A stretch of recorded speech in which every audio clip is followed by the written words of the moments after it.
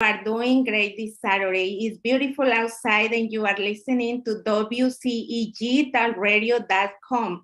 You can watch us on Smart TV, YouTube, and you can like us on Instagram, Facebook, and review all our shows in YouTube. And I hope you enjoy it. I hope you like it. All the opinions and the conversations, topics are responsible for host, not for WCEG. Buenos días, muchas gracias. Espero que estén disfrutando su sábado. Hoy es muy bonito afuera. Nos pueden mirar en Smart TV, nos pueden mirar en YouTube, pueden darle un like con Facebook, Instagram y revisar todos nuestros videos en YouTube. Todas las opiniones, todos los tópicos son responsabilidad de los presentadores y no de WCEG Network. And today I'm very excited because we have Retha Lewis and Patricia Lovett. We're going to be continuing the conversation we had last month. And it's very excited because we are honoring the History Month, the Black History Month, and all the changes and empowerment and encouragement the women have been get through, inspired for all this movement, inspired for our oldest that worked so hard to get us here today. So Patricia, Retha, welcome. Thank you. And Rita, I would like to start with you. Can you tell us a little bit about you? Absolutely. Thank you so much, Ramona, again for having me. It's truly an honor and a privilege. My name is Retha Lewis. I am a native of Akron, Ohio.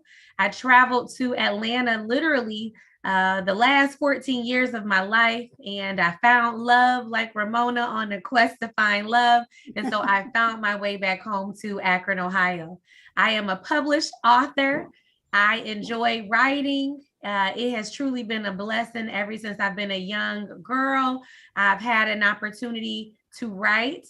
I'm getting married in less than 85 days, so the countdown is really official. And in my current role, I'm a mentor in the community. I started a movement for young women between the ages of 10 and 13, and it's called Totally Girls, where the girls is broken down into growth, inspiration, respect, love, and self-awareness. I want to empower our young ladies to be beautiful lights and lotuses to the world. And so that's what I'm presently up to, Ramona. And thank you again for having me. Oh, you're welcome, Retha. Thank you so much. And very important, the mission, the advocacy you have into the community, the same like Patricia. Patricia, now can you tell us a little bit about you and your job? Oh, good morning, Ramona, and thank you for having me. And Retha, it is so good to meet you, and congratulations on your impending wedding. I am an East Point resident, and I am a writer as well. And so we have a lot in common. I know you are too, Ramona. You're a published author, and congratulations on all your work. But I think my claim to fame at the moment is I am a super volunteer.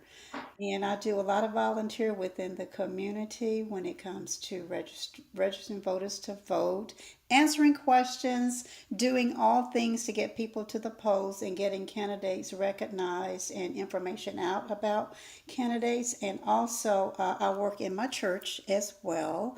I do a lot of just community work with my church, and I'm also all about family. I am a wife, mother, grandmother of two, and as a matter of fact, when I leave here, I'm going to go see my 4-year-old play his first baseball game. So I'm just always doing something, in something, and just learning new stuff. But it's a pleasure and an honor to be here with you today. Thank you. Oh, thank you, Patricia. Thank you so much for that, and thank you for sharing. And I have a question for you, Rita.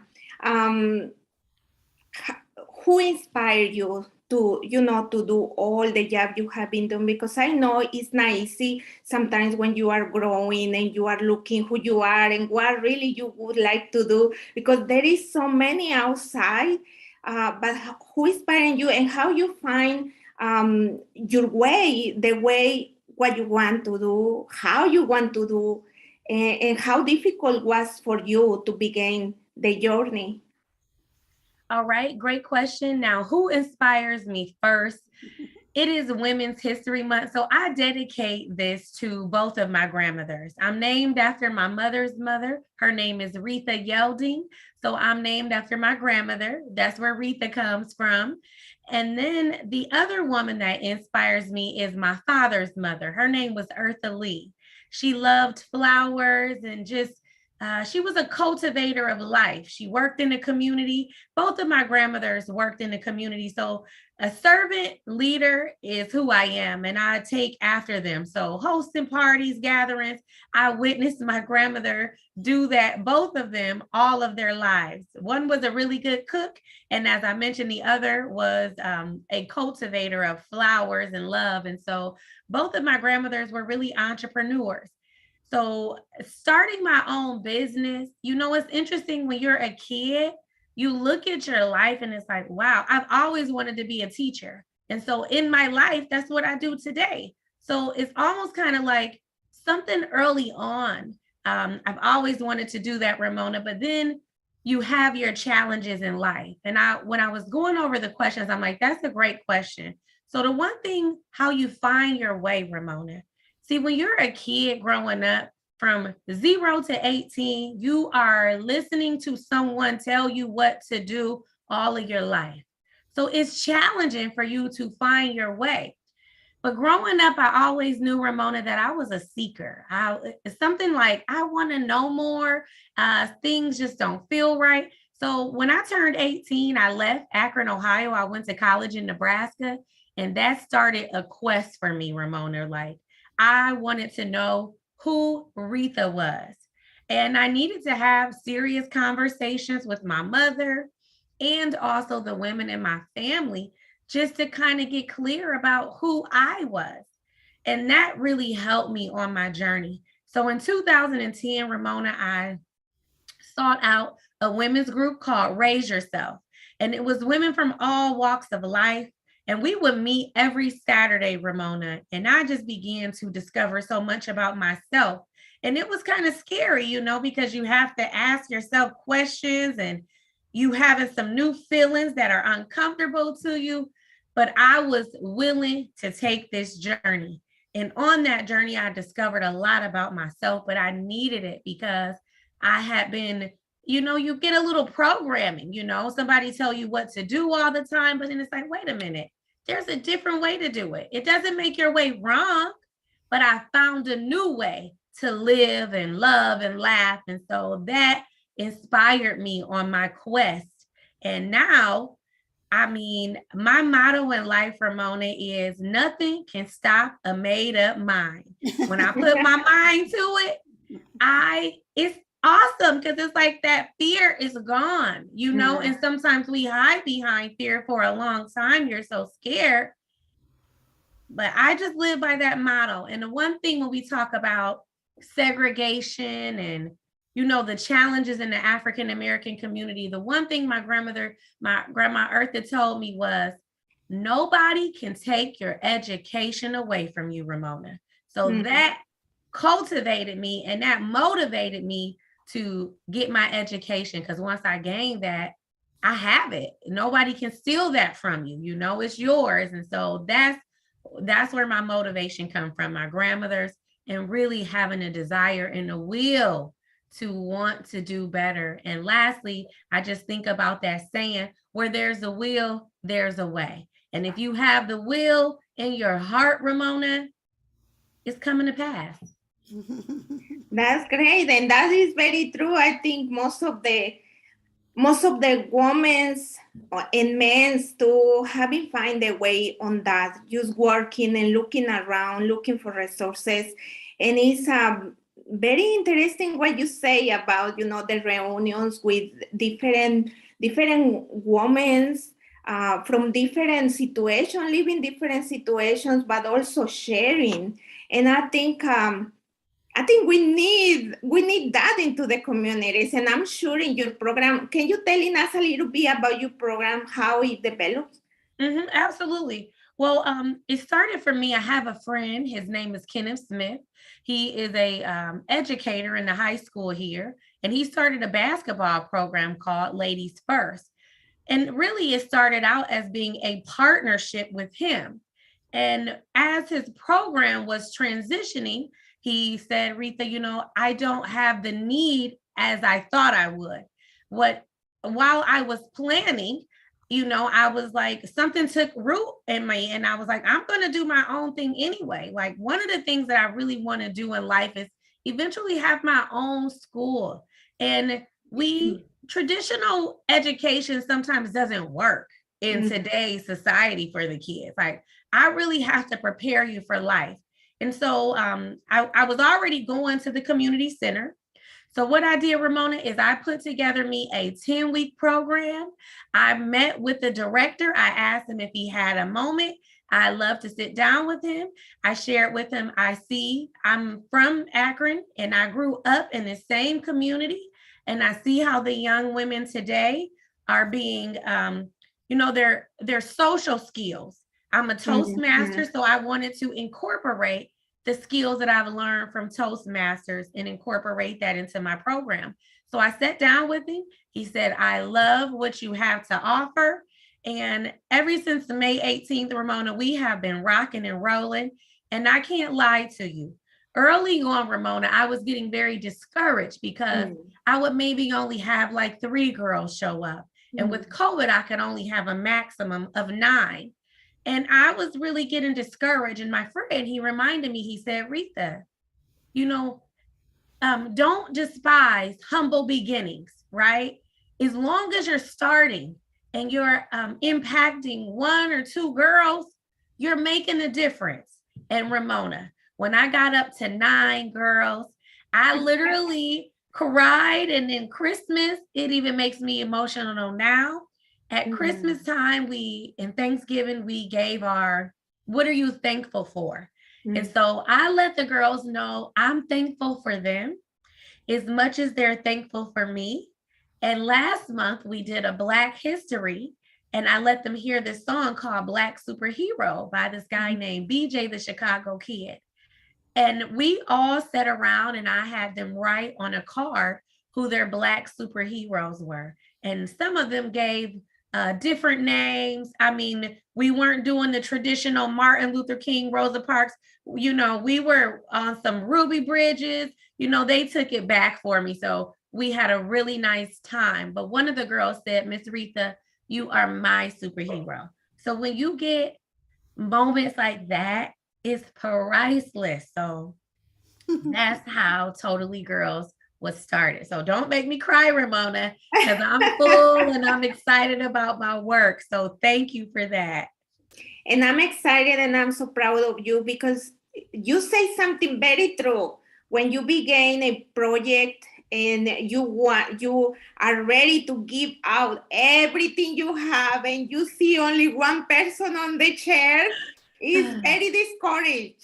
It's very discouraged. But when you are decided to continue the mission and you listen around encouragement for other persons, you have to remind there, and you can get amazed later on how many people are gonna follow you because they see the encourage you are providing outside them, and there is nobody else. It's just you and your passion.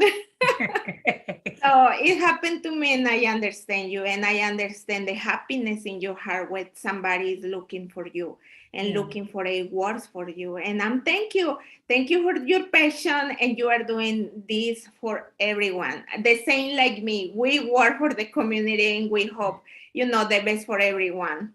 So Patricia, last time we were talking about your experience in college and how the transition you was living as a young girl. Can you continue telling us a little bit more about it? How how you see, how your father struggle looking at you, with all of these issues happening, and still a lot pressure outside for the division, right? Right, that's right. Well, to kind of give a little bit of background and context and make it connect to today's conversation, let me just say that I am from a large family. It was 11 of us, and some have since died since we last, well, anyway, Mhm. last year. But five girls, five boys, it was six girls and five boys, and I make the sixth girl. And my mom died when I was two. And one of the things that she asked my dad to do is to educate her girls. And to that, he honored that to the nth degree. Yeah. And we were country people, we were farm people. Um, we had a small farm down in South Georgia, but that's the way my dad made a big portion of his living. He was an entrepreneur. Back in those days, you just called it working for yourself. Today, it's called entrepreneurship. So it's the same thing. You have to get up every morning with a purpose, and you go and you do it. And he was driven by God first, family, and community and commitment. My dad was of the generation that a man's word was his bond. And so he honored that. He honored what my mother asked for. And well, with my sisters, it's kind of an interesting story. All of them, with the exception of one, um, were teachers. Mhm. And I am the youngest. And so what I decided, I don't want to do that. I don't want to do that. I want to do, I didn't know what I wanted to do. Unlike so many other young women who probably finish high school and they know exactly what they want to do. The only thing I knew I wanted was technology, and it wasn't called technology then, it was called data processing. So I came up through the ranks of in the beginning, and I continued to learn. One of my goals in life was to work for IBM. And so I did. I spent 36 years, almost 35 years there, excuse me. And so I am a goal setter. It doesn't mean I wake up in them every morning and I have a perfect goal in mind. No, I even have lost weight by just simply setting a goal. And it was, and it's not I don't do it by somebody else's method. It's my own, because for me, weight loss is, if you don't eat it, you won't hold on to it. You will not gain weight. Drink your water, walk, exercise, and watch your carbs or your calories. Whatever you're counting, stick to that and you'll get there. So, and I know that. Am I perfect at that? Absolutely not. There is nothing perfect about me. There's nothing perfect about anybody. And I accept that. Now, back to your original question about my father's influence in educating me. He made a way, he made it possible, and he opened the doors that I could not open. And what were those doors? He stayed honest with himself, he stayed honest within the community, and he had a working relationship with the educators in my school, in my high school. The principal, he was there. He was a PTA parent, he was the active parent. And to me, being an active parent allows your children to see what working is all about. It's not instant, it's a daily thing, and it's incremental. And when children see you doing what you're doing, and Ramona, you are you're just a real good example for your children and for the community. And that is, it's not all or nothing, it's incrementally done. That's how you achieve whatever it is. And so that's kind of the way I have gone through. When I was at Georgia State, I was at the beginning of integration.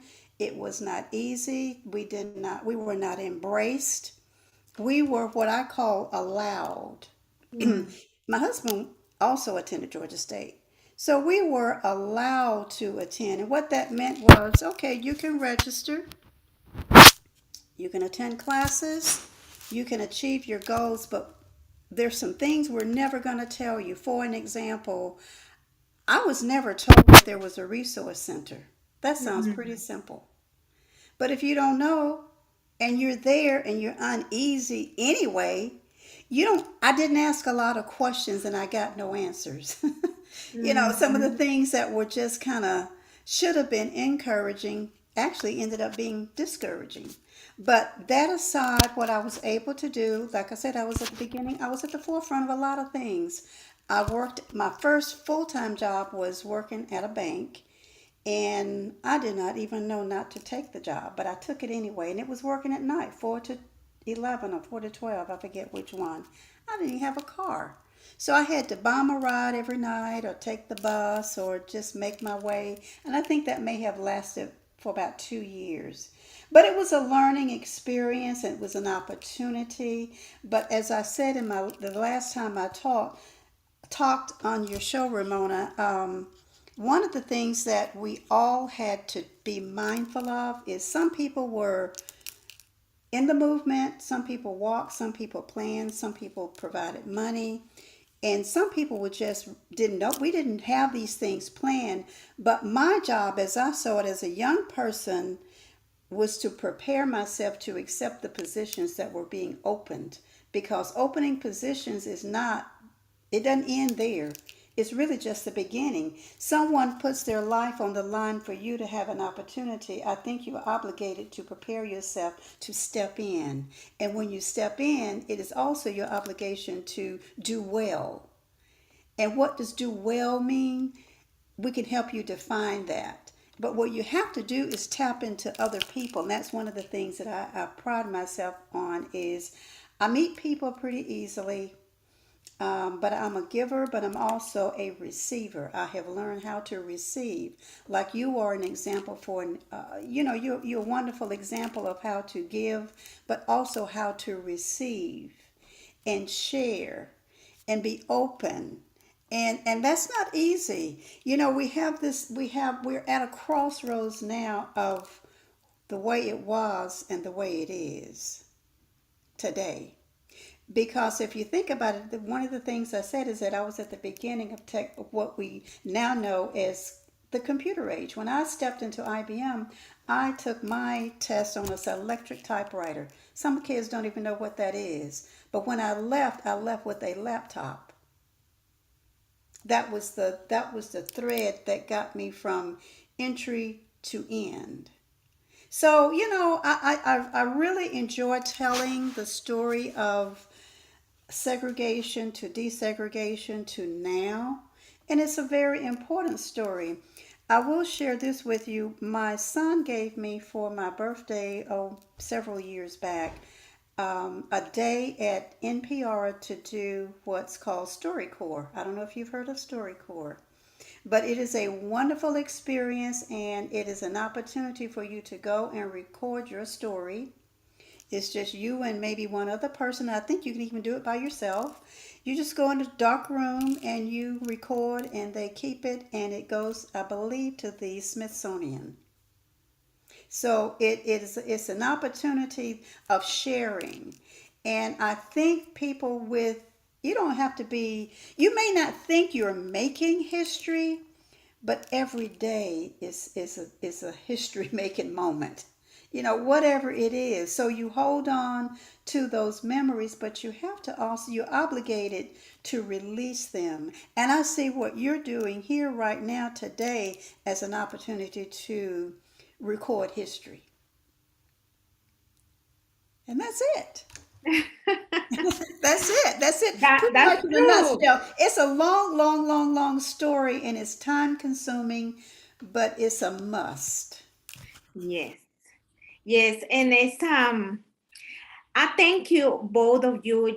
You let us know who you are and how you start building your journey, because it's not only building a journey, but also giving encourage people outside. Because there are so many, I have found myself or many men and women trying to figure out what they're gonna do and how they're gonna begin doing it. I can share a little bit. I am a Toastmaster, not recently very dedicated, but when I was in college, I was in Toastmasters. Mhm. And it was how I meet Pauline Mansfield. Okay. And when she listened to me speaking, and at the end of the session, she was talking to me, she was writing, and if I would like to write. And I never in my life I was imagining I was going to be writing something. Right. And my passion in life is teaching my language, but also learning the language on this country because it opens you doors, so many doors. When you learn a language, it's not only you learn the language, is the opportunity to have a job, opportunity to meet people, opportunity to develop more yourself. And that was the story and how I start writing because somebody else come to me, see potential, and just offer me help, you know. And that was my beginning to discover myself, to know more people and find more encouragement in me because I since I came to this country, I have a lot of courage. As you see me always smiling, but I have my struggles too. Of course, of course. Everyone has them. Absolutely. So, but when I discovered this new me, it was like, okay, I have a purpose now, and I know, I have the purpose to write, but beside that, I have more purposes. And still, every day, like you say, you learn something, and you develop something else. And the more um, gratificating way for you, even if you don't get, financial remuneration for what you do, you got satisfaction for Mhm. you. A lot of people talking to you, asking something that is something that moves you to say, okay, I'm gonna inquire about it and let you know. So Exactly. it's how it works. Exactly, exactly. I'm gonna share, if you don't mind, let me share one more little thing about that period of time. Let me paint a picture for you. In my high school, it was 100% Black Americans that I went to school with and that were my teachers. They were everything. So that was my community as we know it today. And I wish I could think of the word that community comes from, as in we didn't call it we did use the word community, but it was a true physical community. But today, community is used like you, me. All of us, we are in a writing community, we are in a speaking community, we are in a work community, and it goes on and on. And it may be mothers community, just all mothers of, say, girls, all mothers of boys, whatever the community is.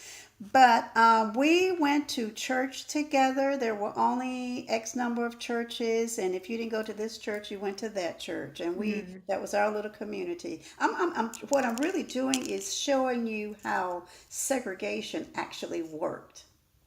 Okay, so we lived, let's say, on the right side of the town, and the predominantly Caucasian lived on the left side. And that's not really the truth, but it's just a depiction of what it was like. So on that right side, it was self-contained. We had what you call now a cobbler, which means a shoe repairman, but he serviced both communities. His business, well, he was black, but his business was, open. We had dry cleaners that were black owned. We did not have grocery stores. That was just everybody in both communities went to the same grocery store. But let me tell you, I remember the front door, back door period of time. Mm, When I went to the doctor, when I went to the dentist, there was a door for blacks and a door for whites. mm, If I wanted water, there was a fountain for whites and a fountain for blacks. And the interest in that, there was a school for blacks and a school for whites. But the interesting thing, it wasn't interesting. It is not interesting. I got to quit saying that. But the sad part of what happened is that our schools were consumed. mm, They were consumed. Our names were lost. Mine was, most black schools in the South had the name of training school attached to it. So mine was Trutland County Training School, mm, Montgomery County Training School, whatever your county was, Emmanuel County Training School. And that within itself, even the naming conventions were isolating. You mm, know, if you wrote that on your application without even asking you your whether you were black or white, I knew, because we were segregated and you had a special name.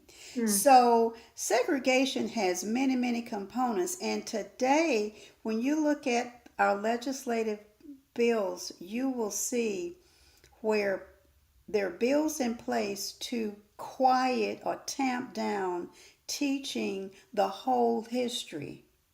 So for me, my new job should be, and it's probably going to be, making sure that those stories that are not taught in school are made available, and I will make myself available to tell you my experience, and you can't tamp that down. mhm. Yeah. Yeah. So, we still have a lot of work to do. And I'm sure in your community, Ramona, that is the same thing, but you must tell your story. Mhm. And if you have to put your head under a pillow to get it out, as in, I don't want anybody to know my full the real story does not have, it's not all pink. Mm, yeah. Some of those stories are brown and black and other and shades of gray.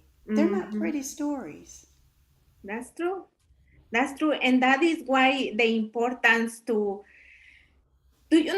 look what is around and what needs to be done and advocate, put our work on those subjects that we really see. And I have another question for you. So, Rita, how I know you program empower girls, but how you empower other women besides empower girls? Um, what has been your experience on you know advocate for women, because girls are growing and we're gonna make sure they find their way, but women, grown women, how you empower them. One of the things I wanted to share with you, Ramona, is it's really interesting when you ask the Lord for something sometimes. He'll give you what you asked for, but it may not look how you thought it was going to look, right? Exactly. One of the things I've always asked him for was a group home. Well, what happened is when I moved to Atlanta, my baby sister, one of my younger sisters, she was 18 at the time. So that was my first introduction to my group home. My sister came and moved with me. Shortly after that, my another sister, the sister under that sister, she decided that she was ready to fly the coop. So she stayed with me. And what happened, Ramona, is every house I had, it was a young woman between the age of 18 to 24, and they were really transitioning and finding their way in life. Mm, And what I did, Ramona, is I used to get upset because I'm like, they're not listening. But then I discovered, Ramona, is keep being a light, because sometimes you can talk till you're blue in the face, but Mm. actions speak louder than words. And it's mm, so beautiful, Ramona. All of the women that I've had a chance to impact, it brings so much joy to my heart again, because it's a beautiful thing when someone lets you know you made a difference in my life. Exactly. And how I empower them is just, it's okay to be you. You don't have to, look at TV and feel like you're missing something in life because you don't have. You're equipped with everything that you need to win in life. And the mentor on my journey of self-discovery, she told me, you'll know what you need to know when it's time for you to know it. And it's okay where you are. This is a pruning season. So you don't have to feel like you're falling short of something. Be okay with you. God made you wonderfully, and he made you so divine. You are the way you are. And so I encourage women, and I encourage them and just love on them, really. Like, it's okay to love you. You're not lacking anything. You're beautiful. And oftentimes just remind yourself of that. And sometimes I encourage them to write a letter to yourself, Ramona. And these are all the things that I did. And, someone always told me that you can only talk about the shoes that you walked in. And I always share my personal experience with everyone. So I had to write a letter to myself. Some things that I didn't feel so good about, maybe I shamed myself, but write about that, because, as Miss Patricia and you are saying, Ramona, when you can write about things, it's an expression, but you got it out of your heart. It's not stagnant in your body anymore. It's an opportunity for you to be vulnerable. And that's the greatest gift that I feel like I learned in me going through that woman's organization, Raise Yourself, is vulnerability. So often, Ramona and Patricia, we want to keep things. We want to hold it. I don't want nobody to know this about me. But in your vulnerability, oh my goodness, your light can really shine. And I think I will never forget, I was a keynote speaker at an event one time. And the two other speakers, they had this big social media platform, Ramona, and the girl was making millions of dollars in her hair business. And all I could think was, Lord, little old me, right? But the beautiful thing is, being a Toastmasters, when I hit the stage, Ramona, I owned it. And when it was all over, people came up to me and they said, wow, you did a great job. But in my heart, I was like, Lord, I felt in my mind, sometimes we compare, Ramona. I'm like, I don't have all of this social media platform. And I just, in my mind, I almost was feeling like I didn't deserve. But that's the beautiful thing about the Lord. He just allows you, let your light shine. Even Patricia, you spoke to it. I'm in a new role. I am the only Black person in the HR department at my job. I love it. Since I have stepped foot there, I just do the things that I'm supposed to do. Kindness. I speak to people. You look at me, and we have core values at the organization. And one of the core values is respect. And for the last 3 weeks since I've been at this job, I have gotten nominated every single week. And so when I say that the Lord will do things in your life suddenly, it has really been tripping me out. I mean, I'm like, Patricia, your words are powerful. So, but it's been suddenly for me. And so I just live my life as an example, Ramona. I'm no longer telling you what you should or should not be doing. I've learned as a coach, I'm going to ask you the questions and allow you to discover and pull out what you feel. Because again, oftentimes I could try to finish your sentence, but that may not be the direction that you were going. So I'm asking the questions, and I am just being a fly on the wall, and I'm listening, but I'm helping you do the work, because you have to do the work to get to the next level in your life. But I'm just a guide to assist you on your path. That's true. And I think that is the difficult for everyone.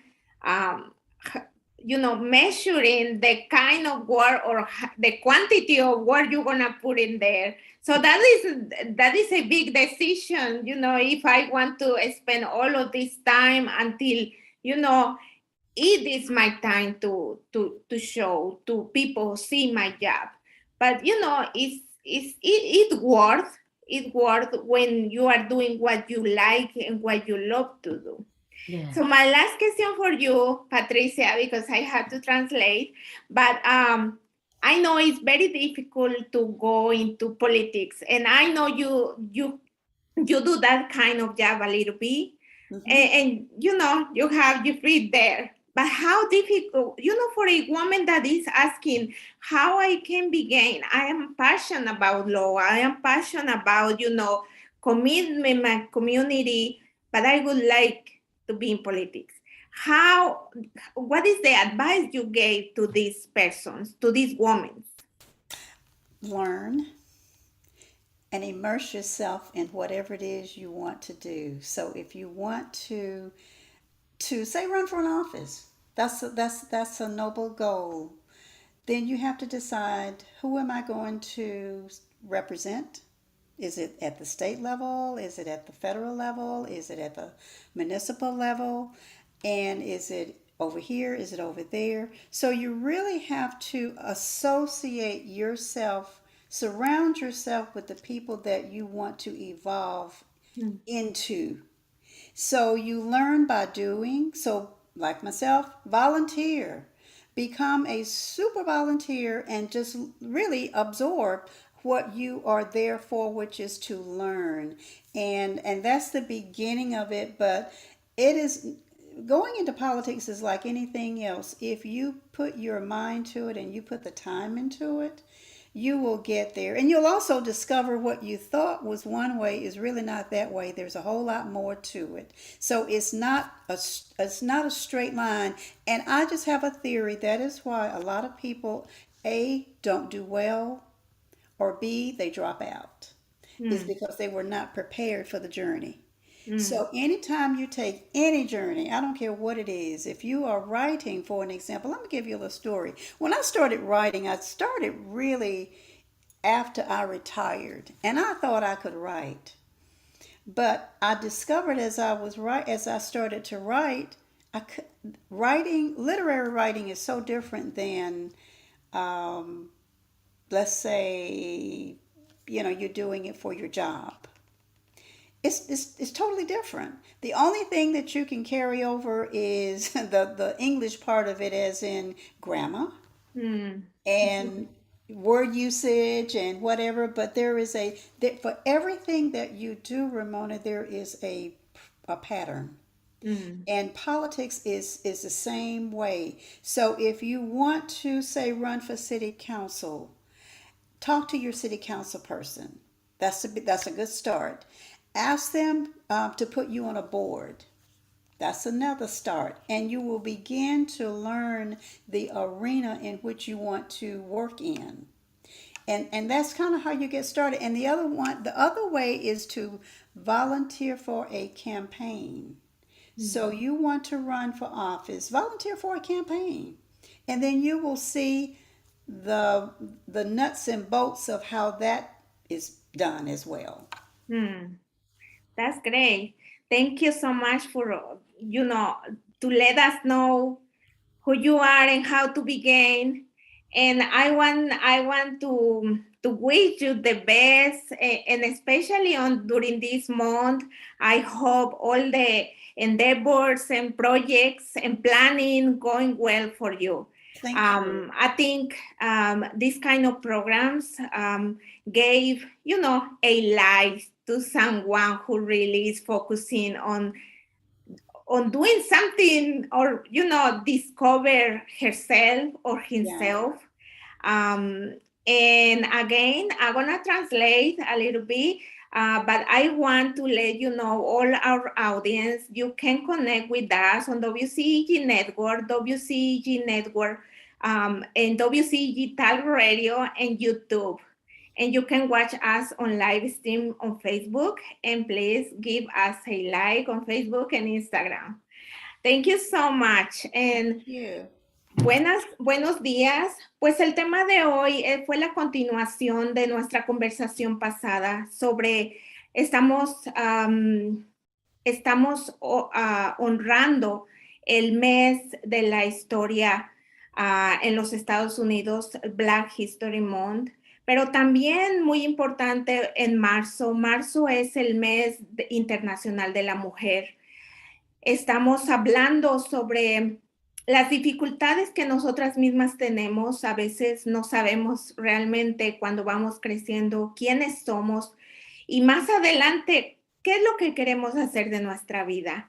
Patricia y Retha nos acaban de platicar un poco de su historia y cómo empezaron sus proyectos en los que están trabajando y el ánimo que ellas proveen en la comunidad y le dan. Retha está trabajando en un programa para niñas, para muchachas, dándoles a saber, mm, dándoles a saber quiénes son ellas y descubrir las habilidades que ellas tienen, las metas que ellas pueden desarrollar. Patricia, por el otro lado, está haciendo su advocacía en la comunidad, informando y educando a la comunidad sobre los derechos de votar, este, y mucho más. Ella es autora también, Retha es autora, y esta etapa de autores, te ayuda a descubrir mucho de lo que tú eres, pero también te ayuda a reflexionar de dónde vienes y lo que has hecho tú en tu vida o lo que estás haciendo o lo que estás planeando ahora en tu vida, que nunca te imaginaste ser, pero lo puedes hacer si tú sigues um, una práctica primero de ver qué es lo que tú quieres hacer para tu vida, de ver qué es lo que tú quieres ver en tu futuro y solo desarrollarlo.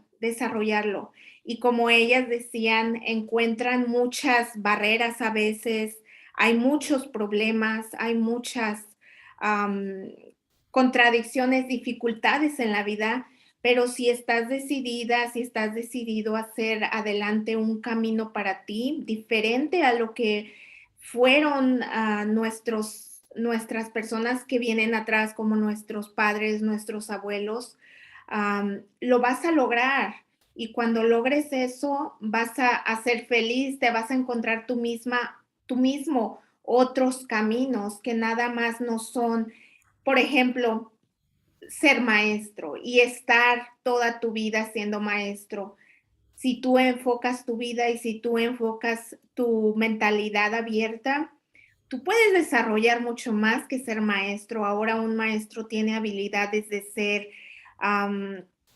¿qué te puedo decir? De ser una persona que advoca para su comunidad, de desarrollar programas importantes, no solo para jóvenes, que es lo que, si esta persona es lo que enseña, pero también para personas adultas. Y más que eso, es la satisfacción de saber que tu vida no se pierde nomás en el propósito de enseñar o de ser un contador público o de ser una secretaria, pero también se aboca a que tu persona está abierta a ayudar, se vuelve una conexión con muchos recursos y esos recursos tú los das a tu comunidad. Esa es una manera de crecer tú mismo.